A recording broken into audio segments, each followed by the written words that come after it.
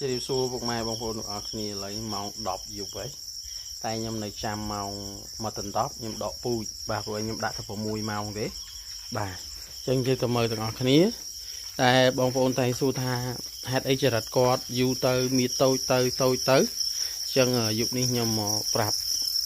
ពីចំណុចខ្លះដែលបងប្អូនអាចចិញ្ចឹមចង្រិតទៅចំណេញបាទទី1គឺយើងត្រូវមានដំណរពូជពេលណាពូជធំពេលដែលយើងចាប់ប្រមូលផលគឺវាទទួលបានទិន្នផលខ្ពស់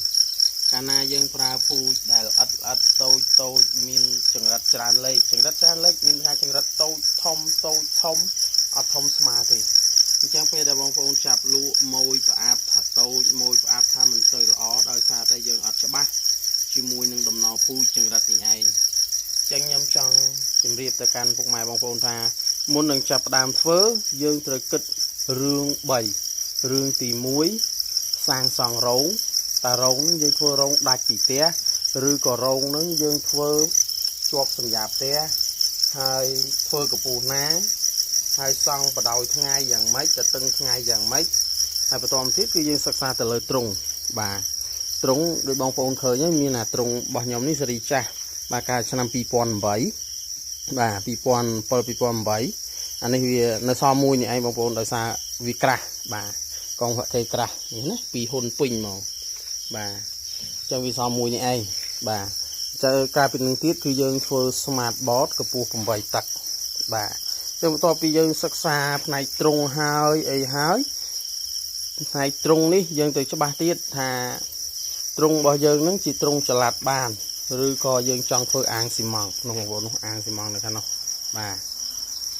អញ្ចឹងពេលដែលយើងរៀបចំទ្រុងហើយអីហើយយើងត្រូវសិក្សាទៅលើក្របពូជឲ្យបានច្បាស់បាទអ្នកផ្គត់ផ្គង់ពូជស្មើនឹងគ្រូអ្នកផ្គត់ផ្គង់ពូជស្មើនឹងអ្នកផ្ដល់វិជ្ជាជីវៈតកតងទៅនឹងអាជីវកម្មដែលបងប្អូនកំពុងតែធ្វើបាទ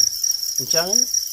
បងប្អូនមួយចំនួនក៏សួរមកខ្ញុំចេះអានេះក៏សួរលេងសើចឬយ៉ាងម៉េចបងប្អូនជួយពិចារណាទាំងអស់គ្នាណាឧទាហរណ៍ថាគាត់បងប្អូនយើងបានទិញពូជពីបកគលកនៅពេលដែលគាត់ចិញ្ចឹមទៅជួបបញ្ហាទៅសួរអ្នកលក់ពូជសួរបកគលកហ្នឹងណាបងហេតុអីចង្រិតខ្ញុំងាប់ច្រើនម្លេះវ័យដោះអាកាហើយអ្នកលក់ពូជនោះបានឆ្លើយទៅប្រាប់គាត់ថាចង្រិតរបស់គាត់ក៏ងាប់ដែរវាអញ្ចឹងឯងបាទអញ្ចឹងសូមផ្ដាំទៅកាន់ពុកម៉ែបងប្អូនថាមិនមែនទេយើងតែងមានដំណោះស្រាយយើងតែងមានបទពិសោធន៍ចែកម្លែកច្បាស់លាស់ទៅកាន់បងប្អូនមិនមែនឆ្លើយដើម្បីរួចខ្លួនទេគឺឆ្លើយដើម្បីទទួលបានផលចំណេញទាំងអស់គ្នាបងប្អូនណាបាទសូមអរ